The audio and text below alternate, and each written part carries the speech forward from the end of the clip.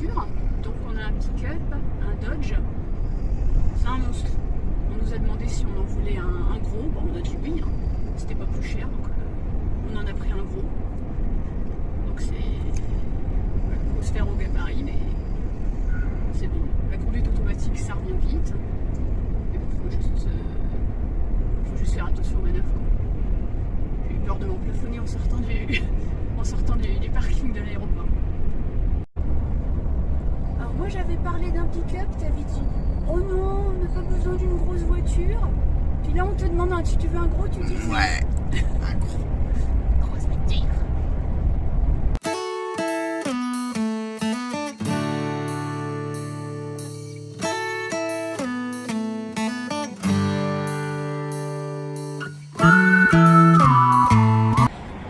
Bon, on vient de s'arrêter sur une aire d'autoroute. J'en profite pour filmer la bête. Donc c'est une Dodge Ram 1500 classique. Je vais l'appeler El Monstro moi. Hein, ça lui va bien. Elle est grosse. Hein. Donc le monsieur à l'agence de location a vu qu'on avait pris un pick-up. Il nous a demandé si on en voulait un gros. Marion a répondu tout de suite oui oui. Donc il nous a emmenés vers les plus gros modèles. Bon, on a vu plus gros que ça sur la route, mais bon, c'est déjà bien. C'est déjà pas mal. Donc ouais, belle bête. Belle bête. Donc là on fait une petite pause. Ça fait un bon 2h30 qu'on roule là quand même. Non, peut-être pas. Non, il doit être quoi? Pratiquement 11h. Ah ouais, un peu plus de 2 heures qu'on roule. Bon ouais, voilà.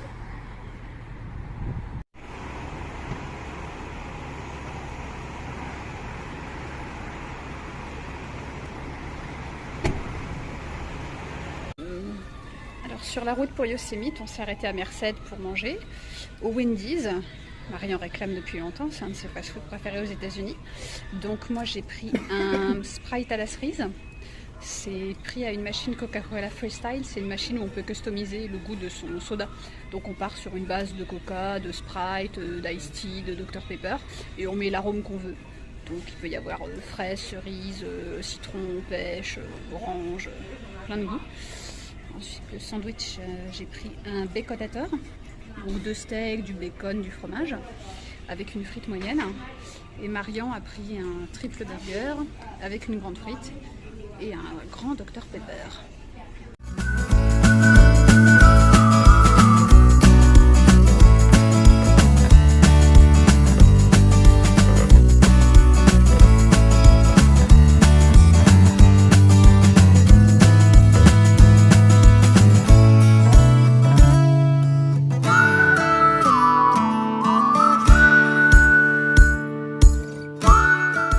Voici notre hôtel, le Oakhurst Inn, donc que j'ai choisi pour sa localisation proche du parc, principalement, puis bon, pour d'autres critères aussi.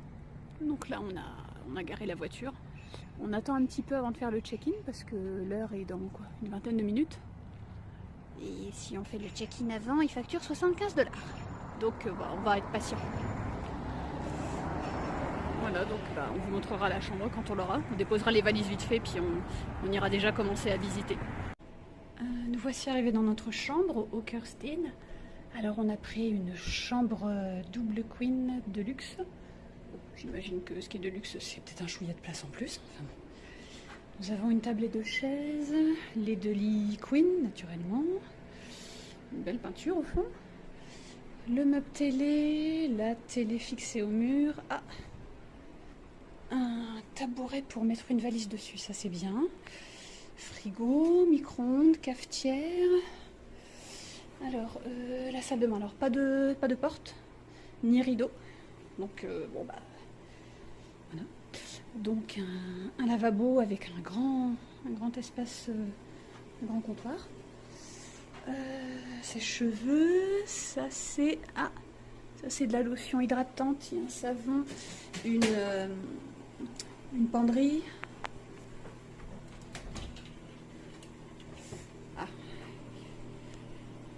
fer à repasser, essentiel pour nous. Et la salle de bain, donc baignoire, on préfère les douches, mais enfin bref. Serviette, et puis bon bah inutile de vous présenter le reste. Ok. Voici la vue en sortant de la chambre. Donc sur une cour intérieure, il y a piscine, jacuzzi. Ce petit bungalow, je ne sais pas ce que c'est. On a quelques tables sous des parasols. Bon, bah, écoutez, très bien, hein. La chambre a l'air très bien. Bon, bah, on a tout juste posé les valises.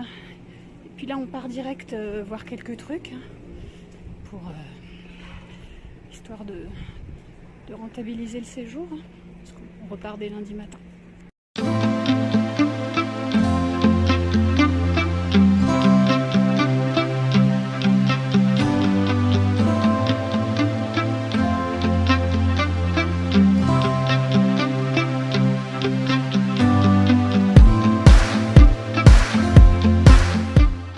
Nous sommes garés au parking de Mariposa Grove. Donc là, on va prendre une navette gratuite qui va nous amener au site qui peut être visité. Donc pour voir des séquoias géants. Après un court trajet en bus, nous voilà arrivés à Mariposa Grove.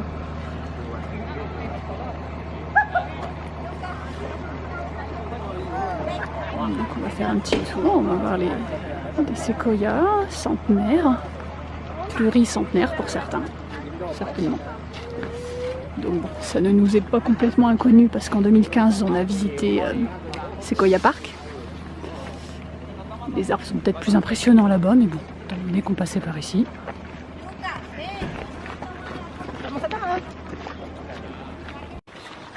Alors on vient de dire sur un panneau que l'un des séquoias présents dans ce parc, Grizzly Giant, a un âge estimé entre 1800 et 2800 ans.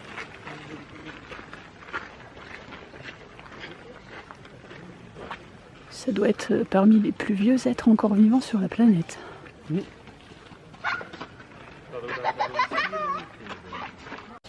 Alors en face de nous, nous avons des Coastal Redwood. À ne pas confondre avec les séquoias géants. Les Coastal Redwood ont les troncs les plus hauts, mais en revanche ils sont assez fins, contrairement aux séquoias géants qui ont un tronc plus gros, plus large, au niveau du volume total. Oh, tu dirais que ça fait combien en hauteur tout ça? Au moins 100 mètres. Non, non, pas tant que ça. Pas tant que ça? Non, 30-40. Comment il s'appelle déjà le super grand le Sherman, quoique Colonel Sherman, voilà. Celui-là, celui-là il doit faire moi, c'est 50 lui. Ah. Tant que ça. Ouais, c'est ça. Je cherchais le nom du super grand à Sequoia Park et ouais, c'est le général Sherman. Alors donc ce Mariposa Grove, donc ça fait partie du Yosemite, mais c'est un petit peu à part. C'est un parc d'État. Ça a été le premier en Californie sur décision de Abraham Lincoln. Donc dans les années 1860. 1863-64. Ah, il est déraciné celui-là. Celui-là n'est rien aussi. Ouais, peut-être qu'ils étaient fragiles. Regarde ça.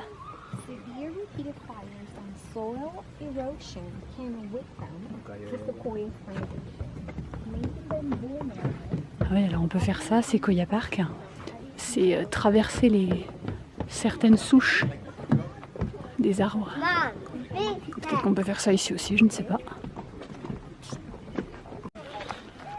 Alors donc le séquoia qu'on a ici s'appelle le Fallen Monarch, le monarque déchu. On n'a aucune idée de l'âge de cet arbre quand il est tombé, ni même quand il est tombé. Mais il a un rythme de décomposition qui est assez difficile à prédire. Il peut prendre plusieurs siècles à se décomposer, mais ça fait longtemps qu'il est là.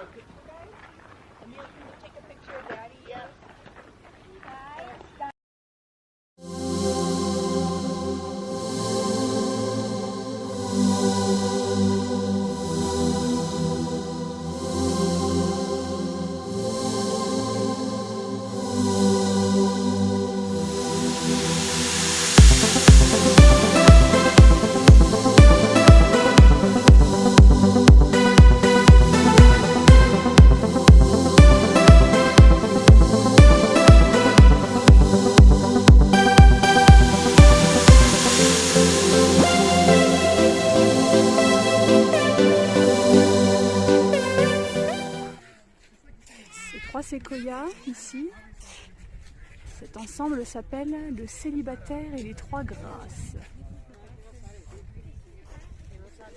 Ne me demandez pas de vous expliquer.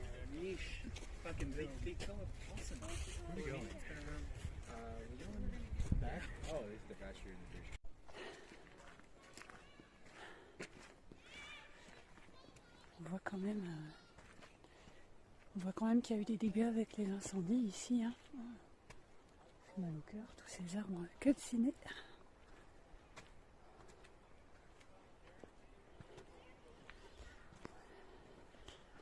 Le sol est pas très... Voilà. Il faut au moins des bonnes baskets pour venir ici.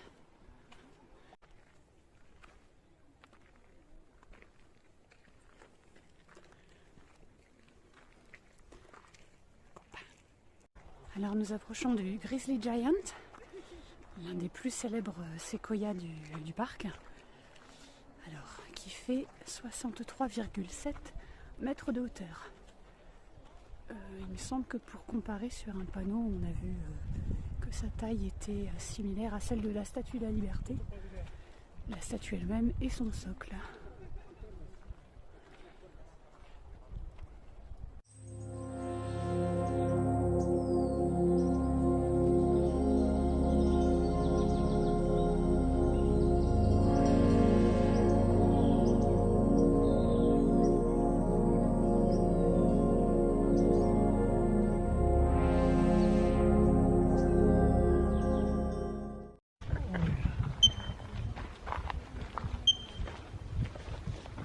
C'est une marmotte. Oh mon Dieu, elle fonce droit sur nous. Plus que ça. Ah, je suis au max.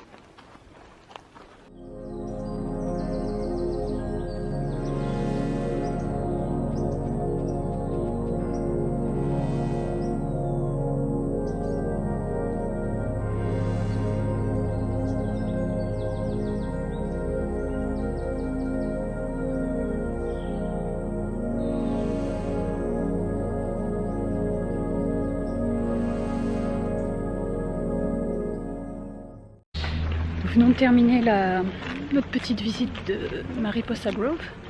Alors on n'est pas allé jusqu'au bout, on est allé seulement jusqu'au Grizzly Giant. Parce que sinon le point intéressant suivant était à plusieurs kilomètres. Il est déjà plus de 17h30 et donc on souhaiterait refaire encore un petit truc avant d'entrer à l'hôtel. Donc on n'a pas souhaité pousser plus loin. Donc là on va reprendre la voiture pour aller à l'endroit suivant.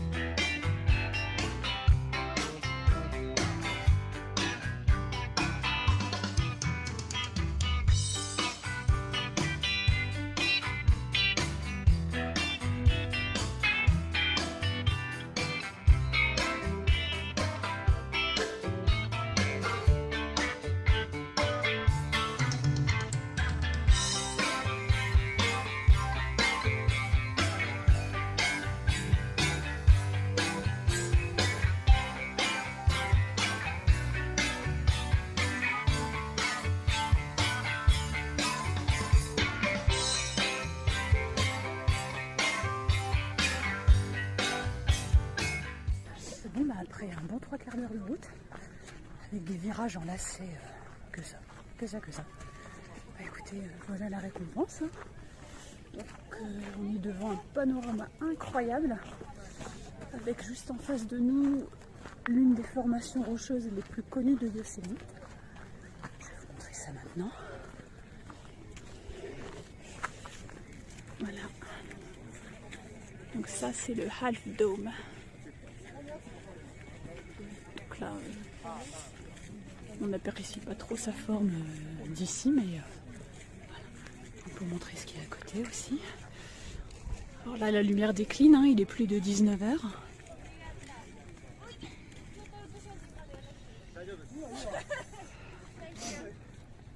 Alors, ce qu'il faut savoir, c'est que Yosemite, c'est un parc qui fait la taille de la Corse, pour vous dire à peu près. Donc forcément, aller d'un point à l'autre, ça prend du temps. Il y a des tarés. Jamais de la vie je fais ça.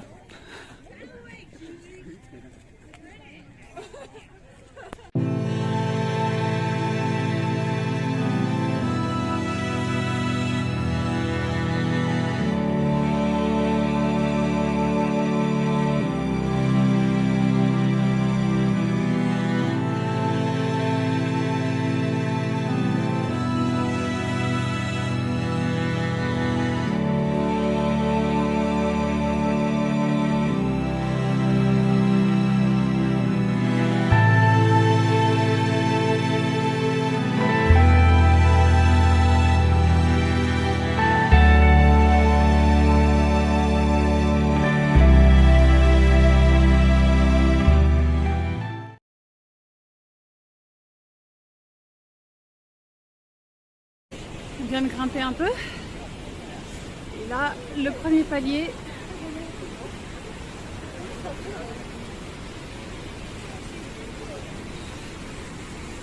Voilà la rivière en bas.